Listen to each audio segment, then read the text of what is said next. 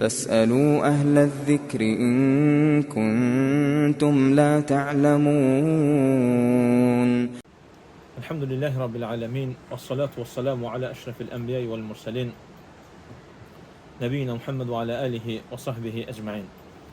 Aləmlərin Rəbbi olan Allaha həmd olsun. Onun sonuncu Peyğəmbəri Muhammed sallallahu aleyhi və səlləmə, onun ailəsinə, sahabələrinə və qiyamət gününə qədər onun ardınca gözəl şəkildə gedənlərə Allahın salamı olsun.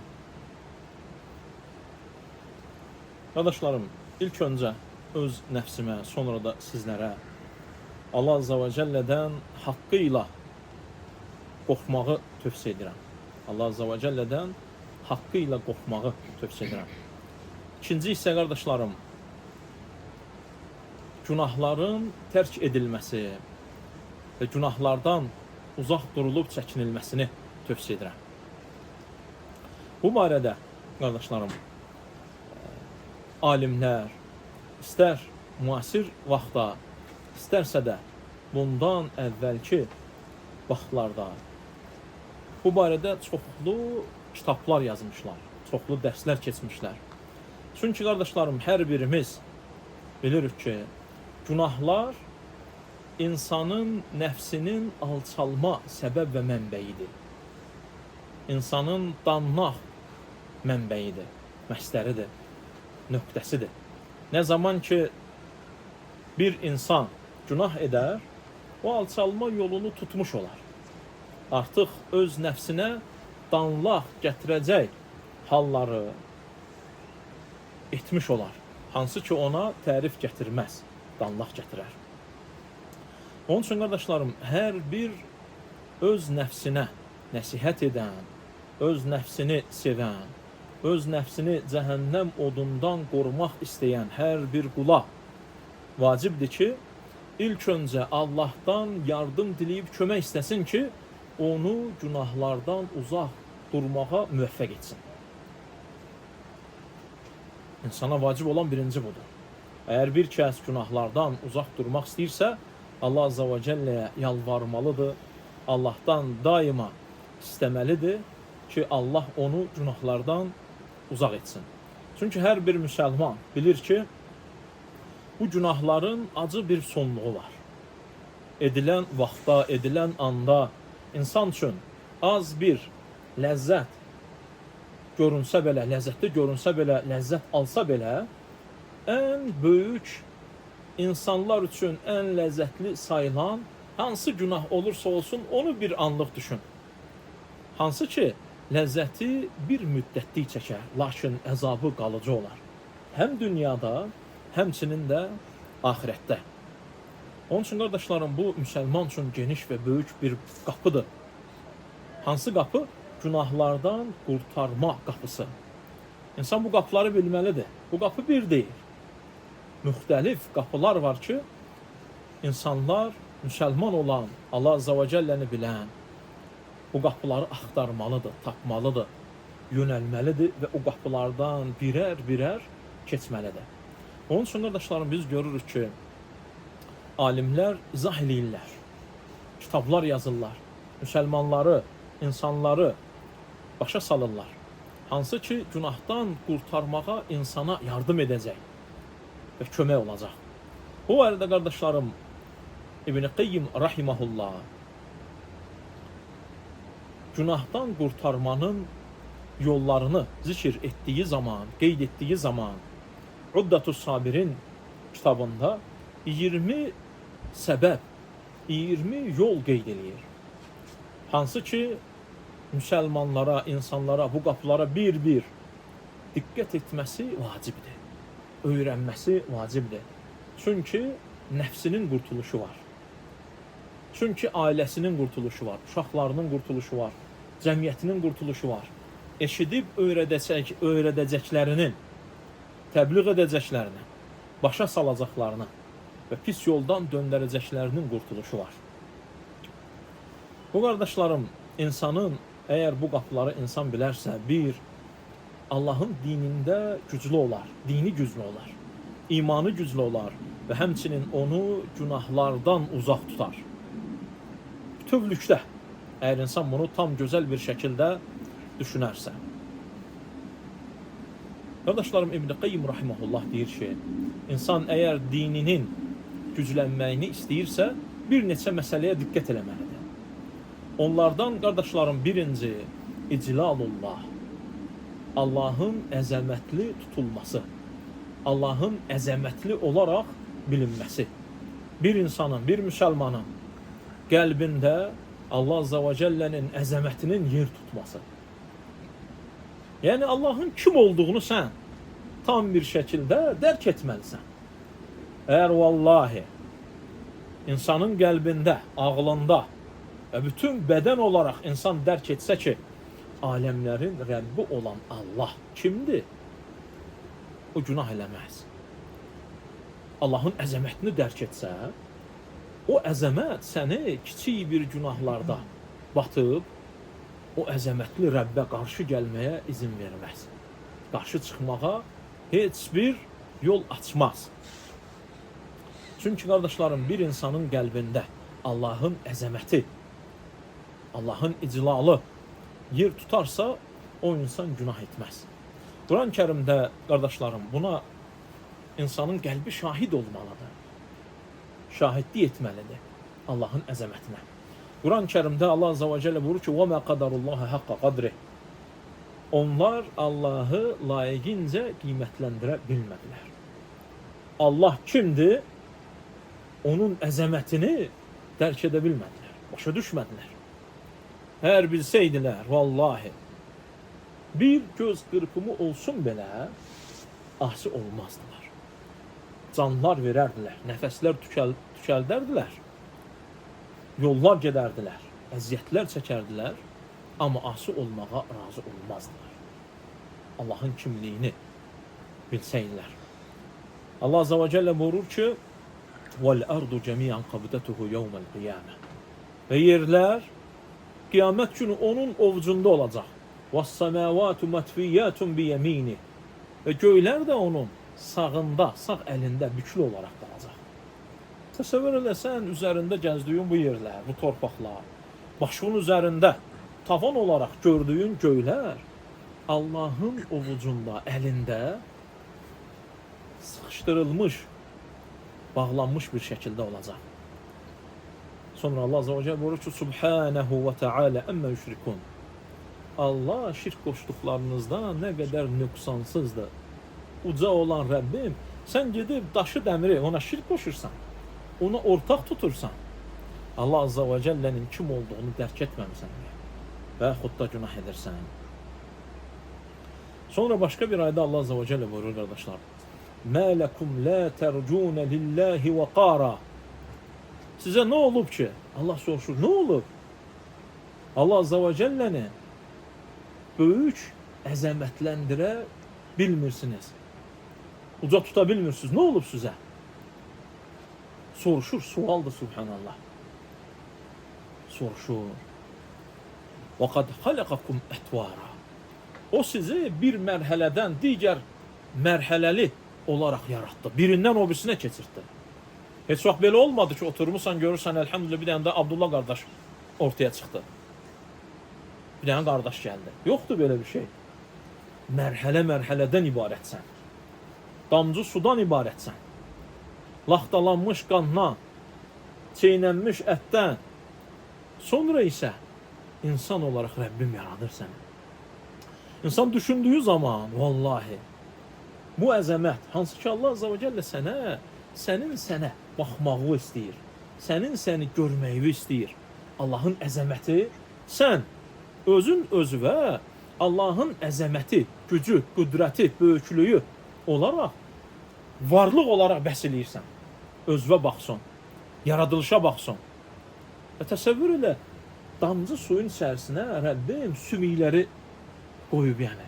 Bu sümüklər bədənin içərisində, ətin içərisinə Allah Azza və Cəllə yerləşdirib. Baxdığın zaman bir tək güzgüyə baxmaq, bir tək qarşındakına baxmaq, evdə uşağa baxmaq bəs eləyir ki, hansı üzvün, hansı orqanın, hansı formada yarılacağını, bu yarıqların buraçan gedəcəyini birdən bu yarıq burasan getsəydi necə olardı? Əgər bunu Allah Azza və Cəllə eləyirsə, bu bədən özü bilə bilməz ki, mən burasan yarılım, 5 barmaq olum. Mən buradan 2 göz olum. Mən buradan burun olum, ağız bir deşik olum. İnsanın başının ortasından olmayıb, qoyulmayıb burnu, deşik olmayıb nəfəs almaq üçün.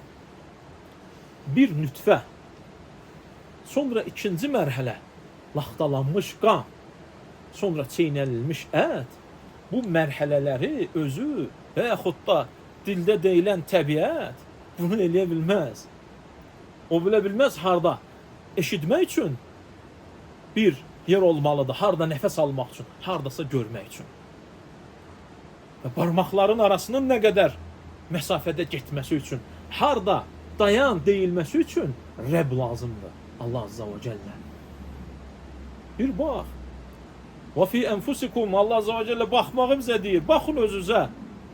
Əfələ tubsirun, görmürsünüz? Yaradılışda necə yaranmısan?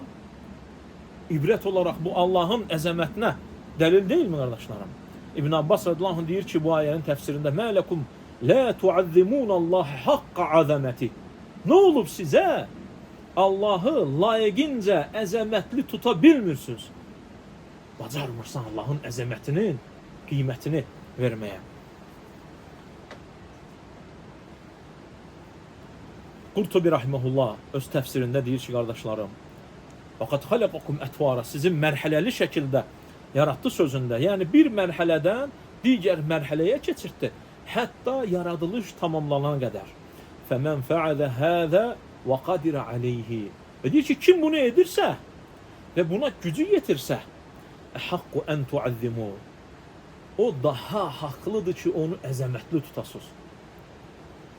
Sudan insana mərhələ-mərhələ çevirən və yaradan, döndərən və şəkil verən Allah daha layiqdir ki, onu siz əzəmətli tutasınız. Qardaşlarım,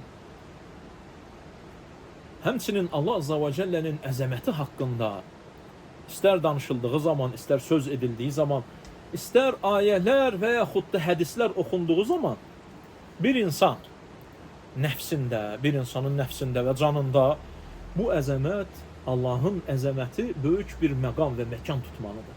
Təhsir etməlidir. Təhsir eləməlidir sənə. Necə ki, qardaşlarım, böyük sahabələrdən Cübeyr ibn Mut'im, Allah ondan razı olsun, və digər bütün sahabələrdən, onun qulaqları Allahın əzəməti haqqında bəzi ayələr eşidir. Onun qulaqları Allahın əzəməti haqqında bəzi ayələr eşidir. O ayələrin eşitməsi ilə iman qəlbinə daxil olur. Mən Allaha inanıram, Muhammed Rasulundur deyirəm deyənlərdən söhbət eləmirəm. Mən Lat və Uzzaya ibadət edən müşrik birindən söhbət edirəm. Kafir birindən söhbət edirəm. Bir ayə, bir surə, bir neçə ayələri eşitməklə iman gətirən, şəhadət gətirən, Allahın təkliyinə, Muhammed sallallahu aleyhi ve sellemin isə Allahın Rasulü olduğuna, iman etməyənlərə, müşrik olanlara Allah Azza və Cəllənin kitabı belə təsir edirsə, müsəlmanlara daha çox təsir etməlidir. Onları haqqa yönəltməli, batildən isə çəkindirməlidir. Həmin ayələrdə Allah Azza və Cəllənin əzəməti var. O ayələri eşitdiyi zaman qəlbində Allahın əzəməti böyük yer tutur. Ola qardaşlarım,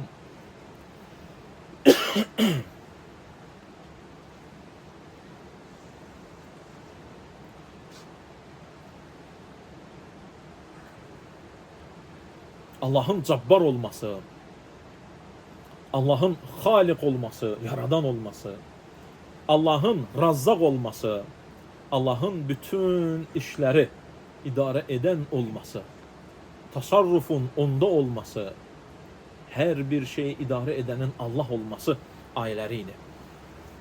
Nə zaman ki, qardaşlarım, Cübeyr ibn Mut'im radiyallahu anhu Muhammed sallallahu aleyhi ve sellemin məğrib namazında Tur surəsini oxuyan eşidir. Gör ki Tur surəsini oxuyur və bu ayələrə çatdığı zaman əm xuliqu min qeyri şeyin, yoxsa onlar heç bir şeydən mi yarandılar? Heç bir şeydən. Yəni yox idi və gördün ki, kimsə var. Yoxsa heç neydən mi yaranır? İnsan baxır, düşünür. Burada yaranmağa səbəblər var, hallar var. Hər bir kəs bunu dərk edir ki, sən boşu-boşundan və heç nədən yaranmamısan. Sonra Allah Azze ve Celle daha böyük bir sual verir. Hansı ki insanı düşündürməlidir. Əm humul xaliqun, yoxsa onlar da özləri yaradan. Cübeyr ibn Mutim baxır. Mən neydənsə yaranmışam. Mən neydənsə yaranmışam. Və o yaradan da mən özüm deyiləm. O yaradan mən deyiləm. Deməli başqa bir yaradan var. Başqa bir yaradan var. Var edən var. Şəkildən şəkilə çevirən, döndərən, yetişdirən və gözəlləşdirən var. Sonra Allah Azze ve Celle soruşur. Sən nəsən ki və sən kimsən ki? Boyun nədir? Həcmin nədir? Böyüklüyün nə qədərdir? Allah Azze ve Celle daha böyük bir sual verir. Əm xalaqus səməvat vəl-ard. Yoxsa üzərlərində olan göyləri və ya üstündə gəzdiyi yerləri mi onlar yaradır? Sən özün yarada bilməmsən. Sən bilirsən ki, o sən deyilsən. Yaradan var, çünki yaradılmış var. Və o sən deyilsən. Necə göylərin və yerin yaradılmasını iddia edə bilərsən? Onu sən də yaratmamısan. Sonra Allah Azze ve Celle soruşur, yoxsa Rəbbinin xəzinələri onların əlindədir. Yoxsa idarə edən də onlardır. Baxır ki, Subhanallah, bunların heç biri bu deyil.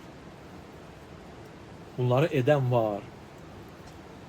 Cübeyr ibn Mutim deyir ki, kədə qalbi ən yətir. Elə bildim ki, həmin an qəlbim sinəmdən uçub gedəcək, yerindən çıxacaq. İman gətirmək üçün. İman gətirmək üçün.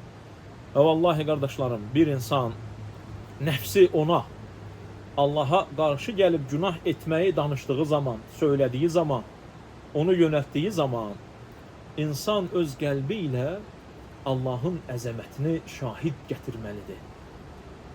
Bu ancaq yadında olmalıdır, ağlında olmalıdır. Bunu unutmamalıdır insan. Unutmadıkça günah etməz.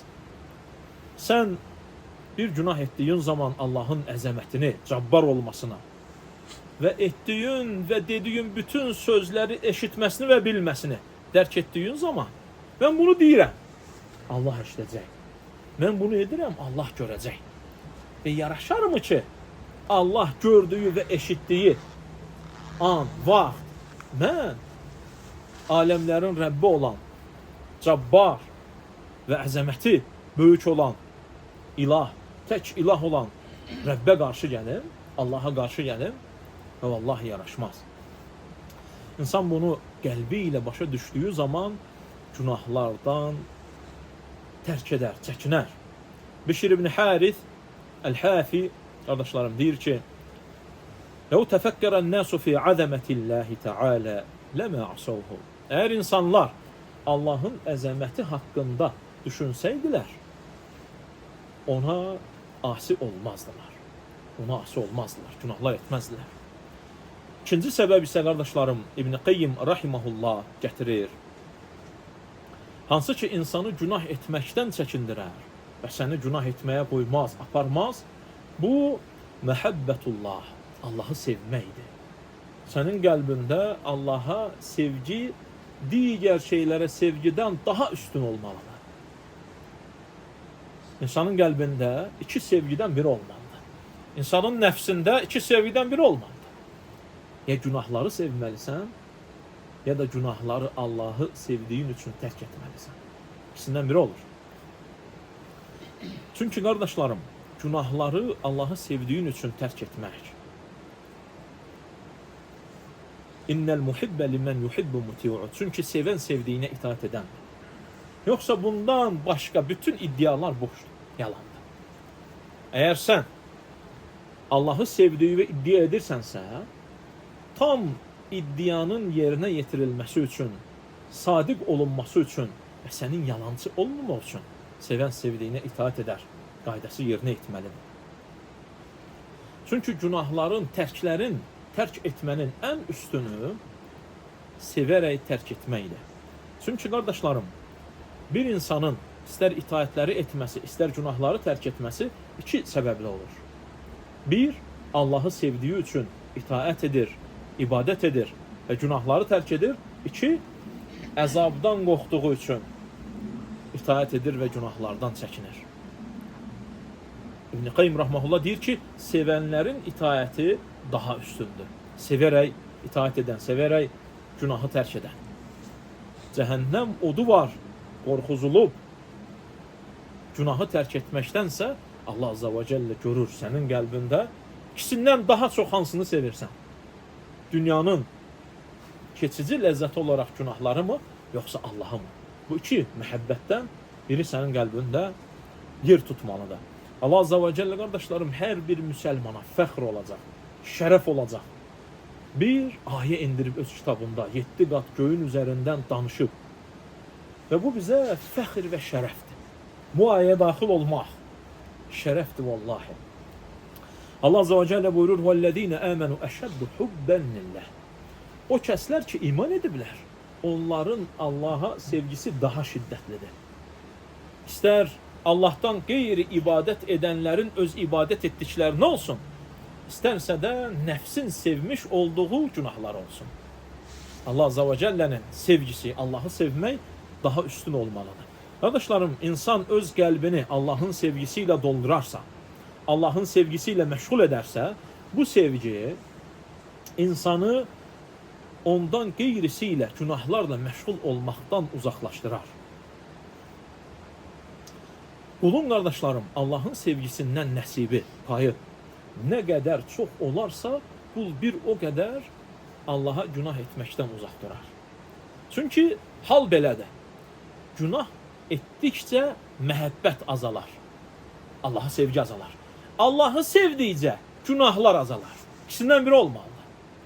Ya sevgi günahları aparmalıdır, ya günahlar sevgini aparmalıdır. Onun üçün məhəbbət qəlbə dolduqca, orada olduqca, oturduqca, yer tutduqca günahların gedişi asanlaşır. Günahların gedişi asanlaşır. Çünki insanlar, qardaşlarım, günahlar səbəbilə sevgiləri azalır. Allah Azza və Cəllə və onun Rasuluna tabiçiliyi, əmrlərini yerinə yetirmək, haqq, iddia sevgisindən sonra olur, qardaşlarım. Qul in kuntum tuhibbunallaha, de ki, siz Allahı doğrudan da sevirsinizsə, fəttəbi'uni, mənə tabi olun. O sevgi səni itaətə aparmalıdır. Hansı sevgi səni Allaha itaətə, ibadətə, günahların tərkinə aparmırsa, yalan iddiadır. Şeytan səni alladıb. Sənə sən sevirsən, düşüncəsini verib. Lakin səni yoldan azdıran. Sevən tabi olacaq, o zaman Allah da səni sevəcək və günahları bağışlayacaq. Üçüncü səbəb, qardaşlarım, Allah Azza və Cəllənin bizə olan neymətlərini və yaxşılıqlarını insanın dərk edib bilməsi. Sənə olan Allahın neymətlərini dərk eləməlisən ki, mun'im, neymətləri verən Allahdır. Muhsin Allahdır. Sənə yaxşılıqları edən Allahdır. Bütün xeyirlər ondandır. Bütün neymətlər ondandır. Bütün bərəkətlər ondandır. Bütün üstünlüklər ondandır. Çünki qardaşlarım, hörmətli olan bir kəs yaxşılığa qarşı pisliklə cavab verməz. Allah Azza və Cəllə sənə bu qədər neymətlər verib. Yaraşarmı ki, insan bu neymətlərin qarşılığında asi olsun və günahlar etsin? Bu, insanların içərisində kərim və hörmətli olmayanların işidir. Üstün olmayanların işidir. Yaxşılığa pisliklə cavab vermək. Allah Azza və Cəllənin vermiş olduğu nemətləri insan xatırladığı zaman bir günah etmək istədikdə onun sənə nə qədər nemət verdiyini düşün. Bu sənin ondan həya eləməyi aparıb çıxardacaq. Utanacaqsan. O Rəbbə qarşı gəlinməz. Sağlamlıq verib içki içir. Yaraşarmı ki, sağlamlıq verənə, sağlam ciyər üstündə daşıyana ona qarşı çıxıb bunu eləyəsən və ya sigaret çəkir və yaxud da digərlərini eləyir. Bədəni Allah verib gedib qəbrə ibadət eləyir, şirk qoşur. Yaraşarmı ki bu?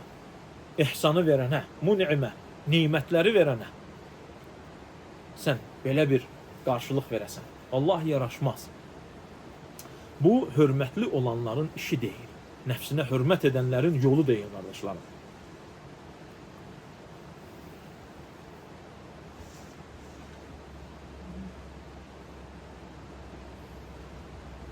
Onun üçün, qardaşlarım, Allah Azza və Cəllə Quran-ı Kərimdə nemətlərinin çoxluğundan bizə danışır. Və buyurur ki, وَاِنْ تَعُدُّ نِعْمَةَ اللّٰهِ لَا تُحْسُوهَا Siz Allahın nemətlərini saymağa qalxışsanız, onları sayıb bitirə bilən deyilsiniz.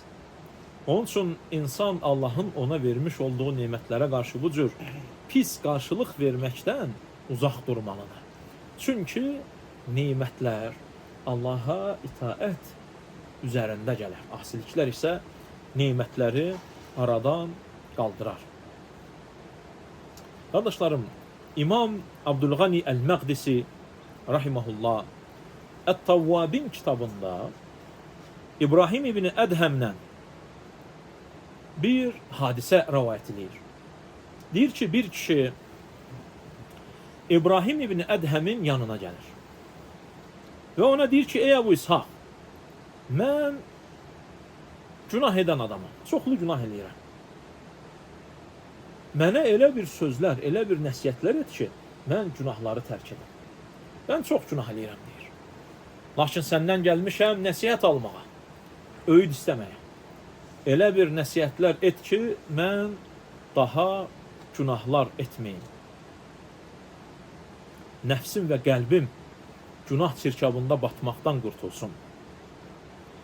İbrahim ibn Ədhəm, qardaşlarım, ona deyir ki, məndən 5 xüsusiyyəti və sənə edəcəyim nəsiyyəti qəbul edərsənsə, o zaman günahlardan qurtararsan. Günahlar sənə zərər verməz.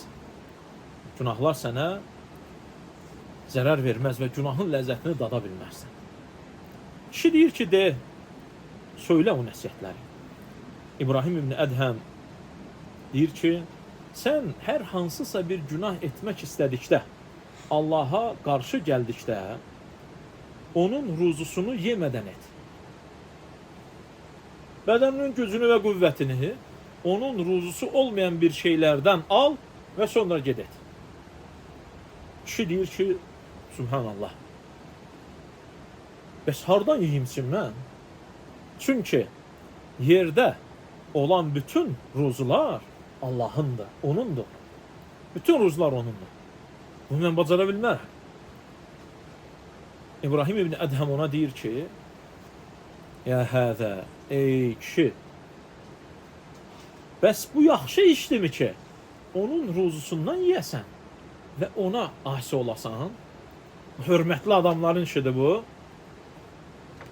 Nəfsinə hörmət edən bir şəxsin işidir. Bir insan, qardaşlarım, ona yaxşılıq edən, bir dəfə evində gəlib çörək yiyirsə, ikinci dəfə duz çörək, haqq hesabın saxlamaq var məsələn bizdə, eldə, adətdə. Kimi ilə çörək kəsibsə, duzla, ha, kababdan söhbət gedim elələ. Nə bilim, digər nemətlərdən. Duz çörək kəsib adam, onun xətrin bir 50 il gözləyir ki, kişinin evində mən ona qarşı belə eləyə bilmərəm. Hətta düşmən olurdular, çörək kəsiblərsə, bir-birinə qarşı hətta həddə aşmırdılar. Zərər vuracaq bir sözlər söyləmirdilər ki, kişi ilə düşmən olsaq da, amma çörəyimiz olub ortada. Nimət olaraq oturub bir dənə çörək yiyiblər bunun evində. Bəs bütün ruzuları verən Allah, yaraşırmı ki insan onun bütün ruzularından yesin və ona qarşı gəlsin? Kişi deyir ki, vallahi yaraşmır. Mənə deyir, ikinci nəsiyyəti elə. İbrahim ibn Ədhəm deyir ki, Yenə də əgər günah etmək istəsən,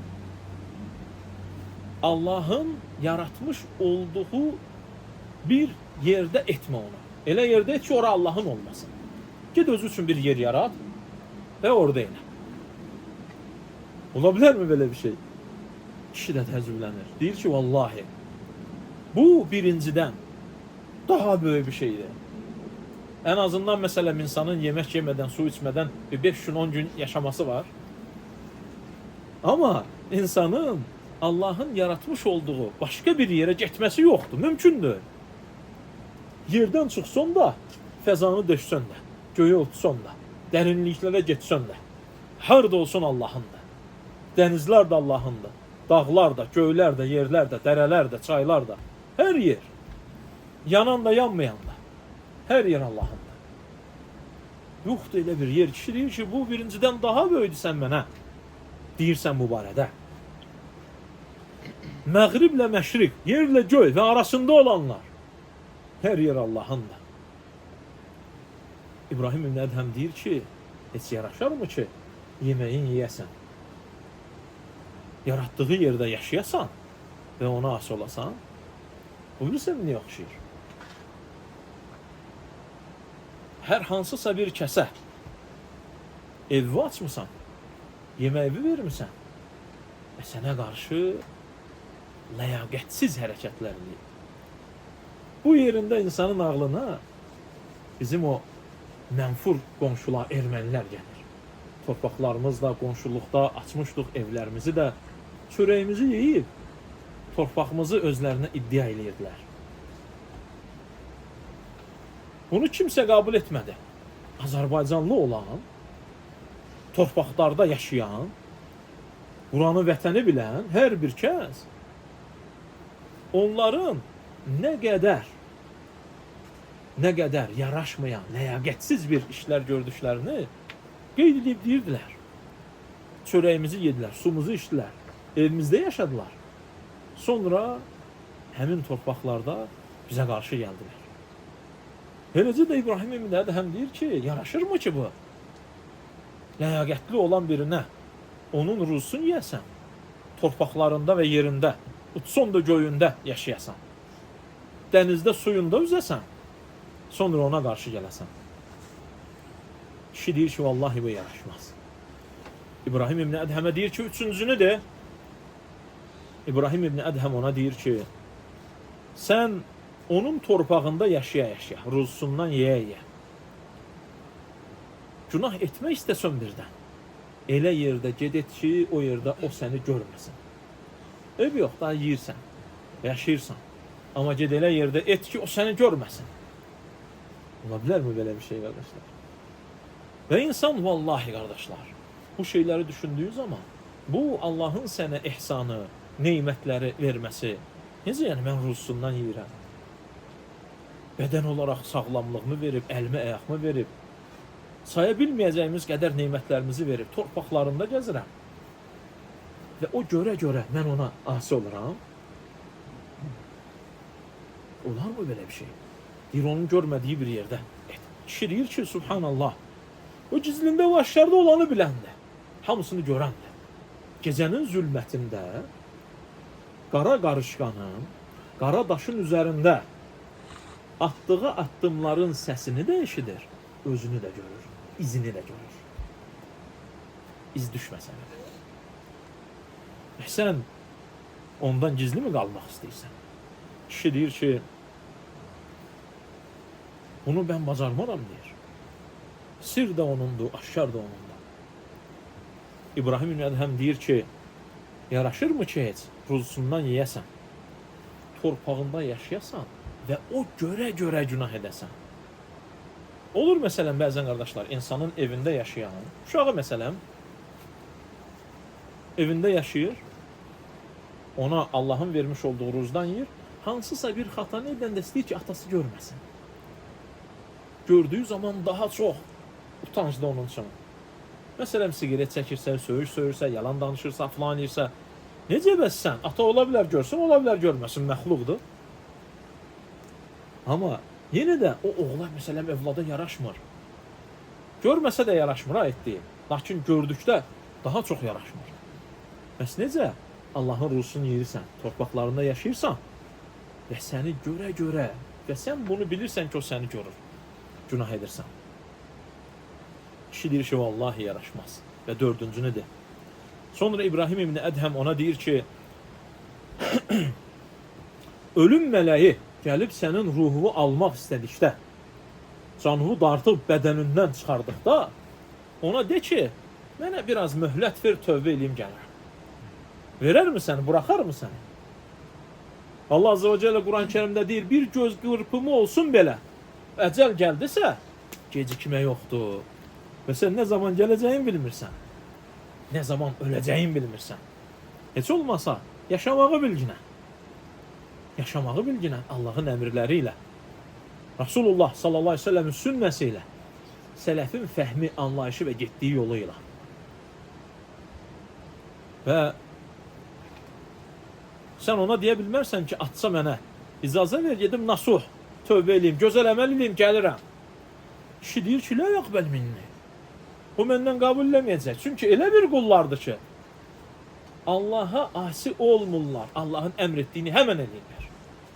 Gəldi mi alacaq canım? Dəvərə bilməyəcəksən. Söz deyə bilməyəcəksən. Baxmaq istədiyin yerə baxa bilməyəcəksən. Alacaq canım. Əmri yerinə yetirəcək. Və İbrahim ibn Ədhəm ona deyir ki, sənə gələndə ölümü canından bir neçə saniyəlik belə gecikdirə bilmirsən ki, tövbə eləyəsən. Və bilirsən ki, gəldiyi zaman gecikməyəcək. Bəs necə qurtuluşu umursan günah edəyində? Necə umursan ki, sən qurtulacaqsan, ha? Yəni, qurtuluş olacaq səndə, buna ümid bəsləmə. Və kişi deyir ki, beşincinidir. İbrahim ibn Ədhəm ona deyir ki, qiyamət günü cəhənnəm mələkləri, zabanilər gəlib səni cəhənnəmə aparmaq istədikləri zaman onlara de ki, mən üstündən gəlmək istəmirəm. Mən cənnətə gitmək istəyirəm bu tərəfə. Yol sənə dünyada göstərilirdi, cənnət və cəhənnəm. Xeyr əməllər, itaətlər və ibadətlər, asiliklər və haramlar. Sənə deyilirdi, gəl bura. Cəzanı görəndə, səni aparanda, yox, mən gəlmək istəmirəm, mən bu aynaya gitmək istəyirəm. Bu tərəfə, deyə bilərsənmi? Əllərindən çıxıb gedə bilərsənmi? Kişi deyir ki, onlar məni buraxmaz və məndən bu sözü qəbul etməzlər. Və İbrahim ibn Ədhəm deyir ki, bəs o zaman qurtuluşu necə ümid edirsən ki, sən qurtulacaqsan? Kişi deyir ki, bəsdir ey İbrahim, bəsdir. Bəsdir, ənə əstəğfirullah, mən Allahdan bağışlanma diləyirəm və ətubu ileyhi və tövbə edirəm, bir daha günah etmərəm. Qardaşlarım, bu üç nəsihətdir. İnşallah Rəbbim nəsib edər başqa bir vaxtlarda və yaxud da başqa bir yerlərdə qalan hissələri keçərik. Allah Azze ve Celle'dən istəyirəm ki, bizi eşidib fayda alanlardan etsin. Amin ya Rabbi. Allah Azze ve Celle'nin əzəmətinə qəlbimizi şahid etsin.